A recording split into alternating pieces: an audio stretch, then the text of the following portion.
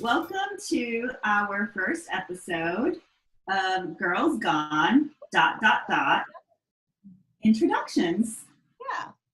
My name is Rita Fennelly Atkinson, and this is my friend. And this is I did the wrong side. There we go. And I'm Renee Dyer, and Rita and I kind of came together through an EDD program that we're working on, or I heard someone in Australia call it an EDDI. Have you ever heard that? No, I've never heard of it. Awesome. EDDI. Eddie. It's an EDDI. And so we came together through this program, but we've enjoyed each other's company, and we feel that we learn a lot, or at least I feel I learn a lot from Rita. And so I'm excited to share this journey with her. So Rita, tell us a little bit more about you. How did you get to this point? Well, I also want to say I learn a lot from you as well, because you always push my thinking.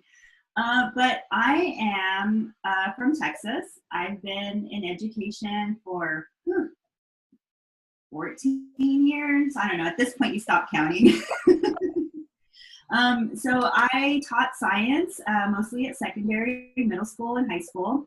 I specialized in special education in the second half, and then I became a curriculum specialist. And I got into technology like everyone else has. And now I'm a technology design coach for my district, and I live in Austin, Texas. And then, as you said, right now we're also doing double duty, pursuing a doctoral degree. So how about a little bit about you? So I kind of, in high school, started out in tech. My job in high school was I worked at a computer store. And back in that day, you actually built computers. And we were putting in the 5 1/4 floppies, the literal floppies. And if you had 2 floppies, you were posh at that point. And so they were just really the beginning of personal computers.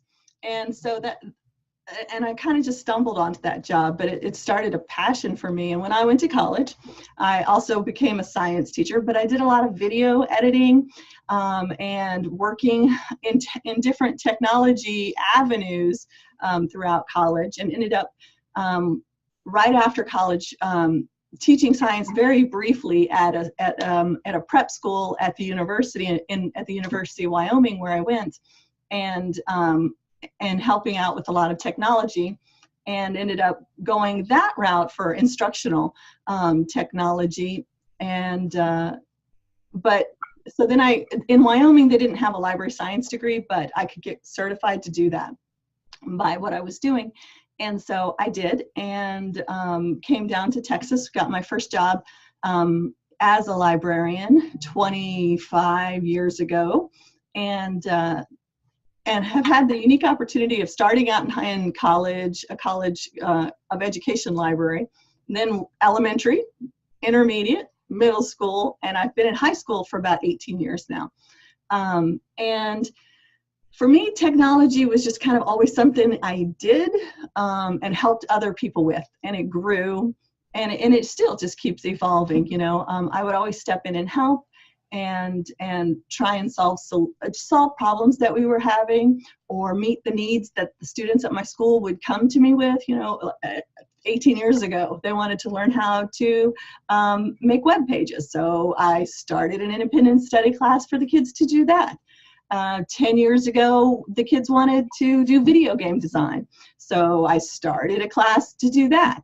And so it's really, I guess my tech leadership is just responsive.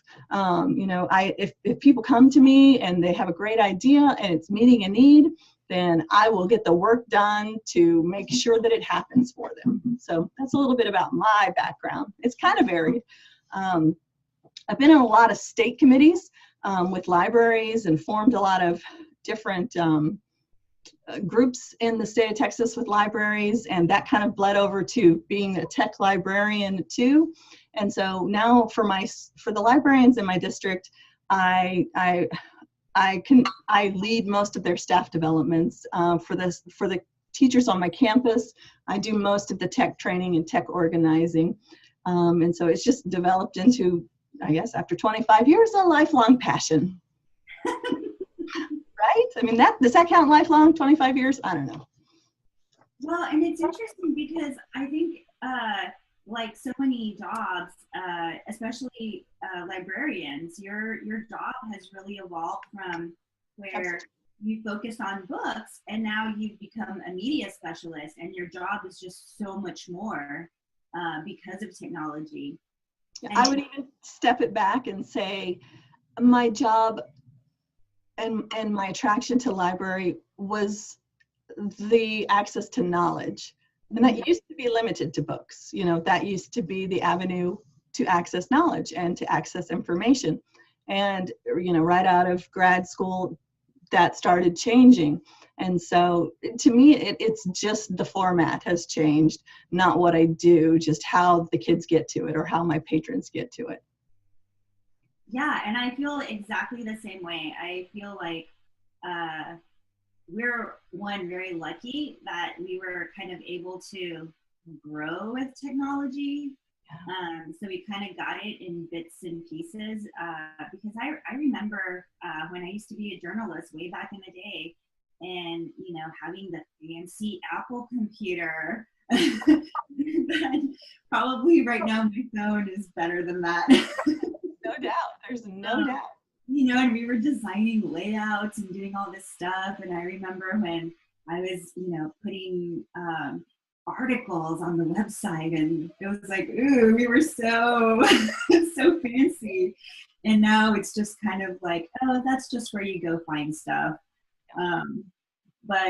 Yeah, so that's really awesome. I did not know that you were from Wyoming. No, I'm not actually. I went to college and my first grad school there. I actually grew up in Missouri. Well, I didn't know you were from Missouri. I like to try and explore new places. But I, you know, like I said, I've been in Texas now for 25 years, 26 years, 25 years. And so I just went where life took me and where opportunity for change and learning and took me. So so I came up with some questions that are going to help our viewers get to know us a little bit better. Okay. Leadership characteristics of sharing information about yourself. Are you ready to share? Yes, I'm ready to share. I'll ask you the first question. Okay. And after you respond, I'll give a little response too, and then you can pick whichever question you want for next. You want to do that? Mm-hmm. Yeah, that sounds great. Okay, here we go. So I think I'm just going to start with the first one. What was the best and the worst phase of your life? Oh, this is so hard because I could probably pick pretty much any point in my life and it would apply. Probably I always have to go with the first major experience that I had where I was challenged, and that was straight out of high school. I joined the Marine Corps. I think I've mentioned that to you before. And I was 5'4", barely weighed 100 pounds. My recruiter didn't think I was going to make it. He just signed me up because I was like a quota for him. He actually did tell me that after. So it's not just my imagination. So I went to boot camp, and it was, up to that point, the most challenging experience. It was miserable. It was awful. Everything that you see in movies is to a degree true. And it was one of those seminal moments where it challenged me and it pushed me to do things that I never thought that I could. And then at the same time, it made me realize that I was capable of doing anything as long as I committed to it. And I was like, man, okay, as long as I know there's an end, I can do anything after this. And whenever something really difficult happens in my life, that's what I go back to. I'm like, okay, I know when the end is, I can persevere and I can do it. So it's like one of those best worst situations. It was awful while I went through it, but I learned so much and grew so much as a person. I wouldn't be who I am today without that experience. How about you? Okay, my answer is just going to sound lame now. But high school, I absolutely, I just hated it. I don't know if it was all of the changes that I was going through as an adolescent, or, I mean, I did well in high school. It was not an enjoyable time in my life. And I wasn't confident, and I wasn't, I guess, comfortable. And so then like you said, it was the worst time of my life, but it makes me, I think, a better librarian with high school students, because I remember what life was like for them. I remember just the uncertainty about everything, about yourself, about your abilities, always comparing yourself to everyone else. And, and so pretty much the best parts of my life have been after that. But going through that, like you said, is what helped me to realize that there were insecurities that I was able to outgrow and enjoy being myself instead of comparing myself to others all the time. Very nice. Okay, so question number 2. What is your favorite book or movie of all time, and why did it speak to you so much? Okay, so books and movies are such different things. I have a new favorite book all the time because I'm always reading. I don't know, when you see my email tagline, I'm always sharing with people what I'm reading.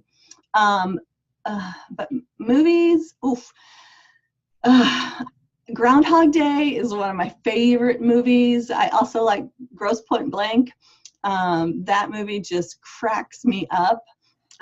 For heartthrob, and I can't even just name one movie. I mean, of course, you have to love the Pride and Prejudice version with Colin Firth. I mean, what woman in her right mind doesn't love Colin Firth at that point?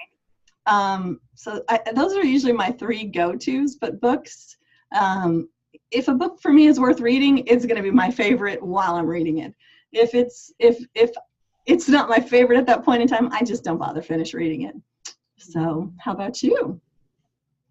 Well, I'm a movie addict, so I couldn't ever pick one movie. But my favorite book is actually Good Omens. I don't know if you've heard of it. Oh, I love that book. And it's awesome. It is so funny. I know. And it was written by Neil Gaiman and Terry Pratchett. Yes. And it is one of those few books that I recommend to everyone and that I will reread over again. And anytime that I'm kind of like, oh man, I'm beaten down by life or whatever, I will read it. I have an audiobook version. I have a hard book, I have a paperback. I have it in so many different formats. It's not even funny.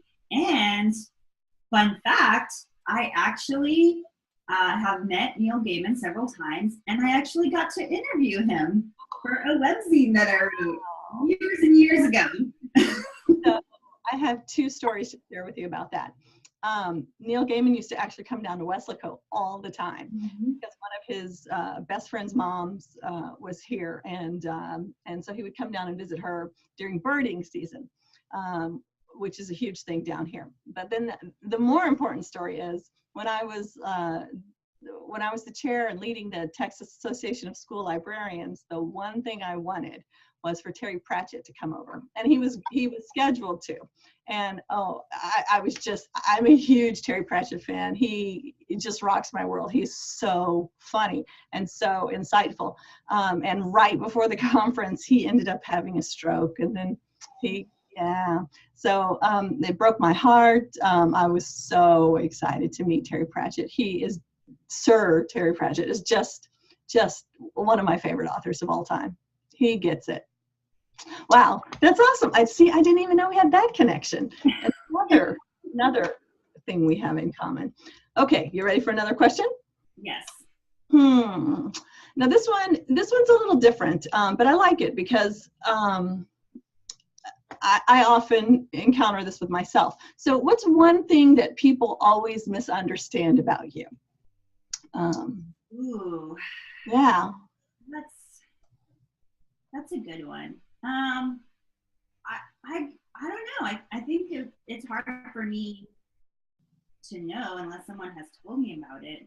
Yeah. But probably if I had to pick something, I would say that my affect or my personality doesn't always match what I'm thinking. And there's times like this past week where we're doing 10-hour days at work, and we've been doing like nonstop training where we're literally on our feet 8 hours a day delivering PD, which as you know, can be draining. And I am just exhausted. I don't want to talk to anyone. Every little thing is annoying me, and I'm just kind of at the end of my rope. And I'm just up front with a smile. And so I think sometimes it's hard for people to think that I'm struggling with stuff because I seem on the outside to be okay. But hey, you have to put your game face on. There you go. How about you? I thought you were going to go in the same direction that I was going to go in. I'm often, I don't know if they misunderstand. I'm curt. You ask me a question, I'm not going to ask you a lot of how was your day? How is your family? Can you tell, I'm just, this is what you asked. This is the answer. Let's move on and accomplish something else. And I've realized that comes across as not interested. But if you ask me something, I will completely respond. I guess small talk isn't necessarily my strength. I'm direct and to the point and moving on to the next thing. And so, I get that often comes across as I'm just not interested, and I'm just, I just don't, it just doesn't occur to me to engage in a lot of other conversation that, is just padding. That's I think what is most misunderstood about me. I don't know. Does that make sense? Maybe. Okay, so next question. What is your biggest regret in life? Oof. I know. See, now this is another conundrum because it's a regret now, but it's also I wouldn't be doing what I'm doing if I'd done it. So in college, I went into college to study genetic engineering. That is what I was super psyched about and I was pumped about, and did okay for a while, and then got to Calc 2 and didn't do okay anymore. And so I just bailed, and I was like, all right, I'll just go do something else. I'm not going to, I didn't stick with it. And while I absolutely love the direction my life has taken me, I hate that I didn't put the effort in to accomplish something that I had set out to accomplish. That's just me. How about you? Yeah, I think my biggest regret is not writing anymore. I when I was younger, I was a passionate writer. I wrote all the time. I was going to be a jet-setting journalist and travel the world and do all these amazing things. And at some point, I was scared that I wasn't gonna be as good as I thought I was. And I think at that point I was also a little burned out, and also journalism was changing. Newspapers were shifting, and I was unsure that there was even a career path that would be available, and I was unsure that I would be good enough to get one of those few spots that so many people were vying for. And so I stopped. Yeah. And I kind of regret that. And it's so hard going back to do something. And whenever I try writing something, I'm always like, I write all this stuff and then I'm like, oh, it's awful. And then I cut it down to like one sentence. Oh. But yeah, that's probably my regret. I'm happy where I am now. But yeah, my goal now is to write a book one day. Not the book I thought I was going to write, but something. Are you going to write fiction or nonfiction? Probably nonfiction, because fiction is really hard. Yeah. Amen. Okay. So what do you think? Should we just each do one more question and then we'll wrap this up? Yeah, that sounds good. Got to know us a lot. Okay, so we talked about fears. No, we didn't. We talked about regrets. How about passions? Outside of education, or maybe even inside, because that can apply too. What do you think you're most passionate about? Oh, that is a good question. Hands down, the art in general. I love art. I love going to museums, I love learning about art, and I'm a horrible artist. I have no talent in the area. I can do paint by numbers, like step-by-step type stuff, but yeah, I love music, I love movies. I do a lot of volunteer work with organizations that support the arts. And yeah, that's definitely a passion of mine. I couldn't imagine the world without something beautiful to read or look at or experience. How about you? It's kind of along the same lines. Of course, I'm a huge young adult literature fan, and have had wonderful opportunities to engage with writers and with publishers through the Texas Library Association. But I think I'm just most passionate about helping people take advantage of the opportunities that come their way or that they're interested in. So often opportunities will come your way, and if you don't even recognize it, or you don't have access to everything you need to take advantage of it, then it's going to pass you by.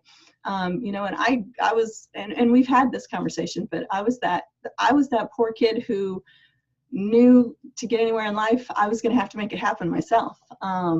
And thankfully I was able to do that, but that was only because people helped me along the way. And it's really important for me to pay it forward and help. And I still don't feel as though I paid it enough. I still feel that there are people that I can help and I can impact in one way or another. I don't look to change the world, but those who I interact with, I absolutely want to change them and give them the opportunities to be whatever they want to be in life. That's awesome. Okay, last question of this episode. So, as we mentioned before, we talked about how we're in the same program, and this little experiment is kind of the result of that. Yep. So, what are your hopes for our vlog, which we're calling Girls Gone ... Oh gosh, I enjoy the interaction. I hope that we can continue to have conversations about something that we've looked at, be it a podcast in these situations, or a technology, or some type of anything, and have conversations about how it's impacting the people learning around us, be it teachers or students or people that are our supervisors. And so because I think it's important to see I learn from your interactions with people, and I hope people can learn from our interactions with other people, and maybe help them to decide whether it's an initiative they want to try, a product they want to try, or a podcast they want to listen to. I 100% agree, and I really hope, one, that we continue this. That's going to be the big one, because we're both so busy. And two, I hope one day, right now the reason why we're doing this format is because we live so far away from each other. So I hope one day we can actually be in the same room and do this. It would be awesome, but I'm 100% with you. Excellent, excellent. So we hope you've gotten to know a little bit more about us. I've gotten to know a little bit more about Rita, and I hope you'll join us for some more of our Girls Gone ... And this is our inaugural introduction video, but stay tuned for more. Absolutely, absolutely. See you next time. Bye.